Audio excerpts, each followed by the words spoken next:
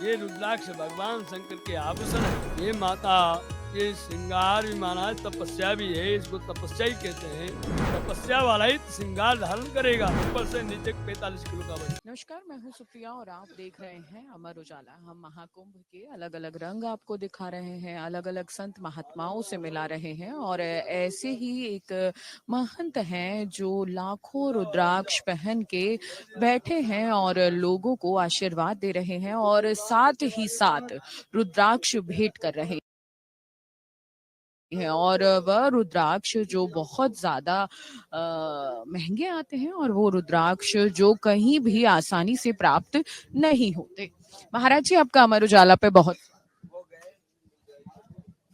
गजाननं भूतगणाधिसेवितं कपीतजम्बोपलचारुभक्षणम् उमासुतं शोकविनाशकारकम् नमामि विघ्नेश्वरपादपङ्कजम् वन्दे देवमापति सुरगुरुं वन्दे जगत्कारणम् वन्दे पन्गं भूषणं मृगधरं वन्दे पशूनां वदे वन्दे शूरिशशाङ्गवैनयनं वन्दे मुकुन्दप्रियं वन्दे भक्तजनार्षवर्धं वन्दे शिवशङ्करम्। महाराज जी, आपने इतने सारे रुद्राक्ष धारण कर रखे हैं, ये कोई तपस्या है या आपका श्रृंगार?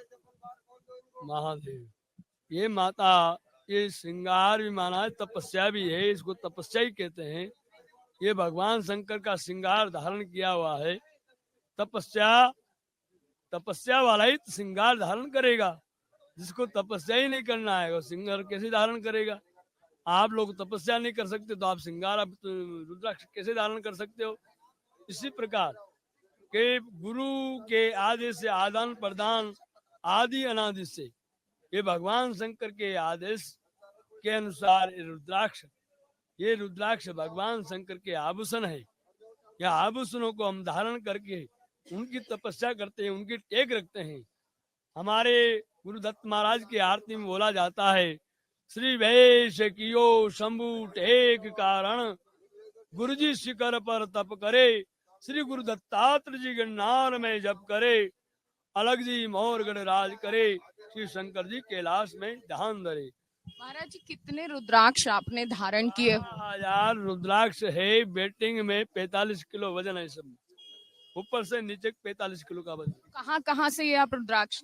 रुद्राक्ष पूरन नेपाल से आता है, काठमांडू नेपाल। महाराज जी, हम यहाँ देख रहे हैं कि आप आशीर्वाद दे रहे हैं और जो रुद्राक्ष आसानी से नहीं मिलते वो आप भक्तों को बांट रहे हैं। वो भक्तों को इसलिए बांट रहे हैं कि हमारा धर्म बहुत पीछे जा रहा है।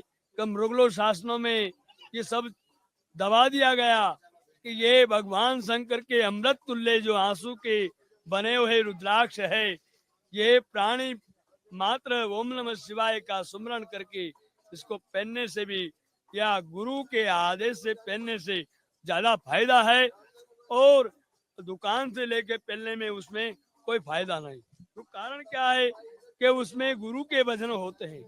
गुरु भगवान भजन करके उसको रुद्राक्ष को धारण करते हैं। उसमें पावर होता है, उसमें इतना पावर होता है कि जगत की ऊर्जा को वो जो अदूषित ऊर्जा को समा लेता है।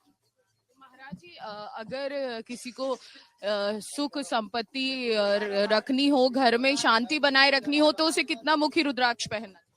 देख गुरु सुख शांति के लिए प्रातः काल 4 बजे ब्रह्म मुहूर्त में उठो और हमारे माता पिता गुरुजन के पैर छुओ, स्नान करो, स्नान ध्यान करके भगवान के भजन करो, कर्म नित्य कर्म करो, नित्य कर्म करके हनुमान चालीसा शिव पारायण करो।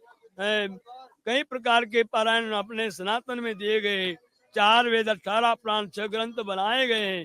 सबका उनका ध्यान करो, भगवान का ध्यान करो, तो उससे और 4 बजे 5 बजे 6 बजे 5 बजे तो केवल आखिरी ब्रह्म मुहूर्त होता है।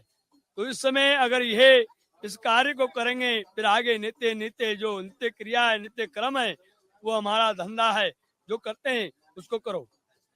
तो लक्ष्मी ऑटोमेटिक प्राप्त हो जाएगी। प्रातः काल जो उठेगा, अष्ट सिद्धि नवनिधि के दाता सुरदिन जानकी माता के अष्ट सिद्धियां नवनिधियां, ये भगवान हनुमान जी महाराज चारों युग प्रताप तुम्हारा है, प्रसिद्ध जगदीश्वरा।